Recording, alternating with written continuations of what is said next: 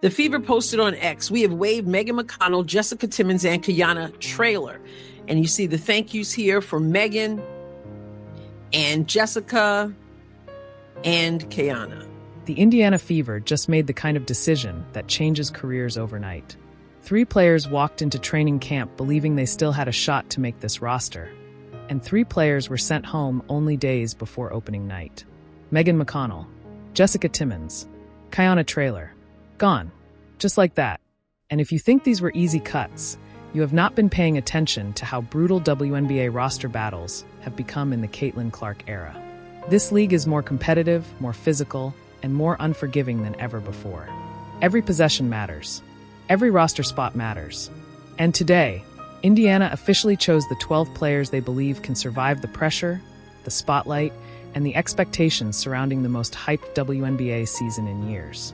In here, because she really did have a cool story. Her brother, of course, TJ McConnell of the Indiana Pacers. That would have been really cool to have that tandem.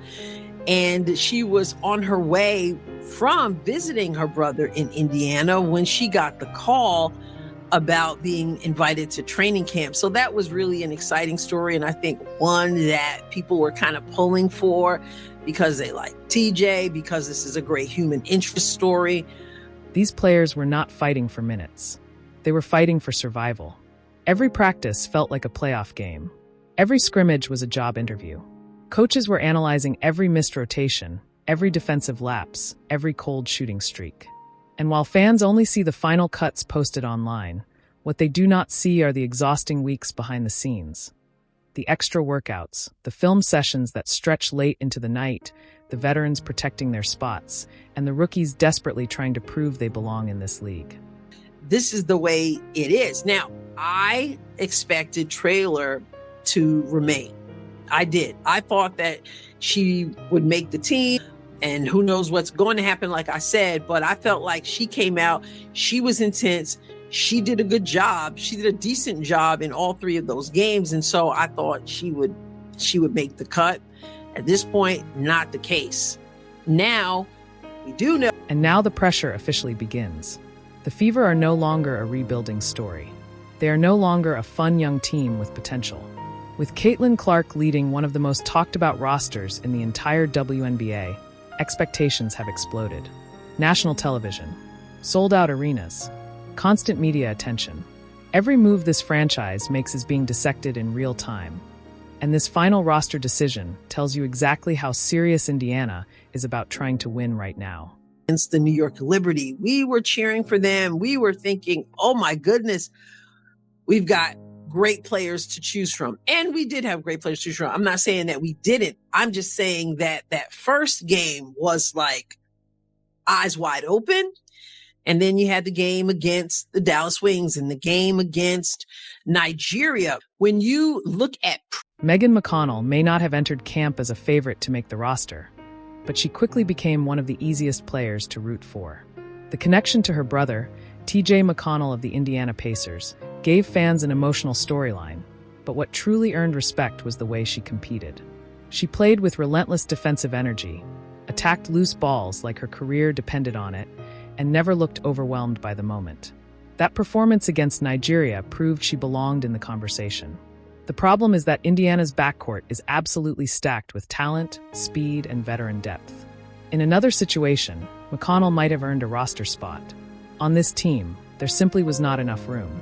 Breaking, as I am editing this video, I saw the news. Annie Costabile posted that Marta Suarez was signed to a developmental contract. No, not by the Indiana Fever, but by the Phoenix Mercury. The Phoenix Mercury. And that is the cruel reality of the WNBA.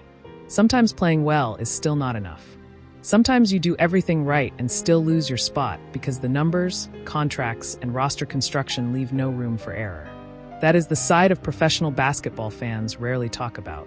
At the Fever has a spot still to fill. And I'm talking about in the 12-player roster. So people are saying, okay, so now we see if they're going to waive all 3 of them, like I was thinking 2, they're going to waive all 3 of them, And that would suggest that they're getting someone who has been waived, someone who's out there ready for the taking. Some people are talking about Marta Suarez because the Valkyries got rid of her. That's a whole situation in and of itself. Jessica Timmons showed flashes that absolutely caught attention throughout preseason. Her scoring instincts were real. Her confidence was real. And when she erupted against New York, you could see why Indiana gave her an opportunity in the first place. But Stephanie White and the Fever coaching staff clearly prioritized defensive reliability, experience, and system fit over offensive upside. In a championship or bust environment, coaches tend to trust veterans over potential. Kiana Traylor's release might honestly be the biggest surprise of all. There were legitimate moments during preseason where she looked like she had earned this roster spot outright. She played with urgency, attacked aggressively on both ends of the floor, and looked comfortable against elite competition. When players on non-guaranteed contracts perform the way Traylor did, you usually expect them to survive final cuts. But this is where WNBA roster math becomes ruthless. Indiana simply ran out of space. Now that the emotional part is over, let us talk about what this roster actually means on the court. Because this team was clearly built with one specific goal in mind: maximizing Caitlin Clark's strengths while surrounding her with speed, spacing, toughness, and transition offense. The front court is where things become fascinating. Aaliyah Boston remains the foundation of everything Indiana wants to accomplish defensively and physically. She is the anchor, the interior presence, and arguably the most irreplaceable player on the roster outside of Caitlin Clark. Behind her, the Fever are betting on versatility and spacing. Michaela Timpson has shown flashes of serious efficiency around the rim, while Damiris Dantas gives Indiana a rare stretch-big option capable of dragging opposing centers out of the paint. If that combination works consistently, the Fever offense could become extremely difficult to guard. One of the most interesting roster decisions did not even involve the main 12-player lineup. Indiana found a creative way to keep valuable shooting depth in the organization without fully committing a standard roster spot. That move gives the Fever flexibility later in the season, especially if injuries begin piling up or if the offense suddenly needs additional perimeter spacing. But underneath all the excitement, there are still serious concerns surrounding this roster. The Fever look explosive offensively. They look faster. They look deeper in the backcourt. But the frontcourt depth remains a major question mark, especially against elite WNBA contenders with dominant size and physicality. If Aaliyah Boston misses significant time, Indiana's entire defensive structure could collapse faster than fans expect. And then there is the Lexi Hull situation, which may quietly become one of the biggest early season storylines. Her shooting alongside Caitlin Clark completely changes the geometry of the floor. Defenses cannot aggressively trap Clark when Hull is spacing the perimeter at an elite percentage.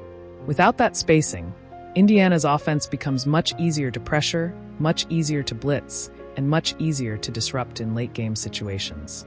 This roster was built to play fast, aggressive, and fearless basketball. When healthy, the Fever could legitimately become one of the most dangerous transition teams in the WNBA. But the risk level is enormous.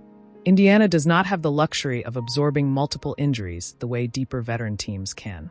That is what makes this season so fascinating. The ceiling looks incredibly high, but the margin for disaster is equally real. And now it all comes down to opening night. Caitlin Clark, Paige Buchers, national television, massive expectations. The spotlight on the WNBA has never been brighter, and the Indiana Fever are walking directly into the pressure. This is no longer about hype. This is about proving whether this roster can actually survive the expectations surrounding it. So now I want to hear from you.